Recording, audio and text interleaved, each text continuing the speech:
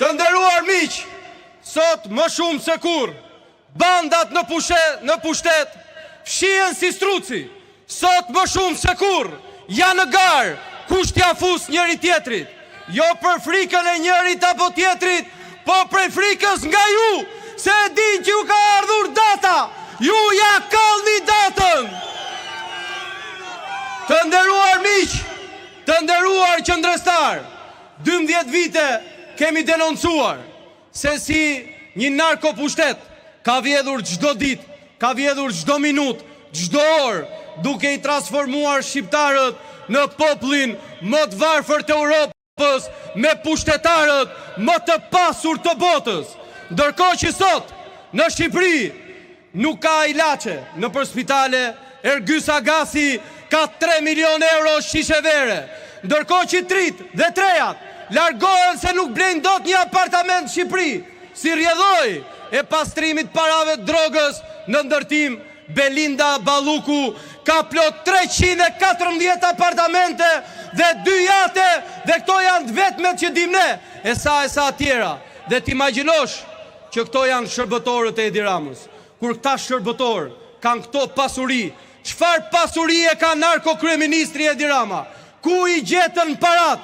Janë të gjitha para tuaja. Prandaj duhet luftojmë që t'i arrestojmë, të shkojnë në burg dhe t'i konfiskohen gjitha pasurit që ju kanë vjedhur ju. Të nderuar motra dhe vlezër, të nderuar demokrat, të nderuar qytetar, sot mediat e narkopushtetit na tregojnë se këtu janë militantë e partisë. Jo, këtu nuk janë militantë partije, këtu janë militantët e Shqipërisë, misionarët që kanë vendosur të largojnë narkoshtetin dhe narko-kryeministrin Edi Rama. Deri dje, të nderuar miq, ishte vetëm opozita që fliste për narkoshtetin. Deri dje ishte vetëm opozita që denonconte. Kurse sot është e gjithë Europa, sot janë 7 rezoluta ndërkombëtare që faktojnë akuzat tona.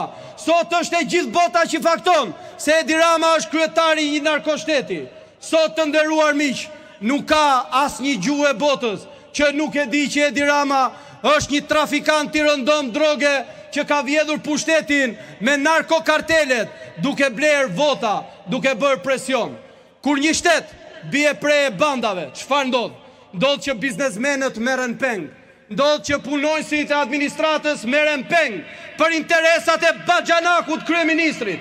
Ndodh që torturohen në përshkutat e krimit Suel Qelës, Troplinve, Gjabafve dhe çdo kriminali tjetër. Dhe sot, nga ky podium, do u themi që njësoj siç kemi bërë me kriminalët, kur kemi qenë pushtet, që i gjetëm në skutat ku ishim shehur, nga Aldo Bare te kushdo tjetër, të gjitha bandat do kenë të njëjtin fat, nuk do kenë vrim kur të fshihen, do të arrestohen dhe do të shkojnë burgu ku meritojnë. Ndaj sot, të nderuar miq, më shumë se kur është e nevojshme qëndresa. Kjo që nis sot nuk është thjesht një protest. Kjo që nis sot nuk është një miting. Kjo është piknisja e një misioni pa kthim. Kjo është piknisja e një revolte pa kthim. Kjo është piknisja e fitores të Shqipërisë dhe dështimit narkoshtetit. Sot më shumë se kur jam krenar që jam një nga ju. Sot më shumë se kur jam krenar që jam pjesë e Partisë Demokratike. Sot më shumë se kur jam krenar që jam pjesë e misionit e nisur nga lideri i opozitës, profesor doktor Sali Berisha,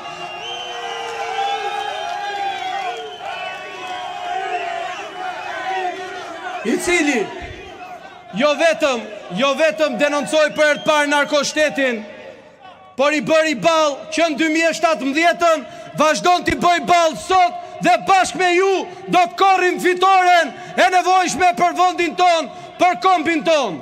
Ndaj sot, të nderuar miq, le t'i japim fjalës njëri tjetrit që kjo nuk mund të mbyllet kurrë me një protestë. Kjo mbyllet vetëm me largimin e Edi Ramës, qeverinë teknike, zgjedhje të lira dhe ndershme, arrestimin e narkoshtetit dhe narkotrafikantëve në pushtet. Zoti e bekon Shqipërinë, Zoti i bekon shqiptarët.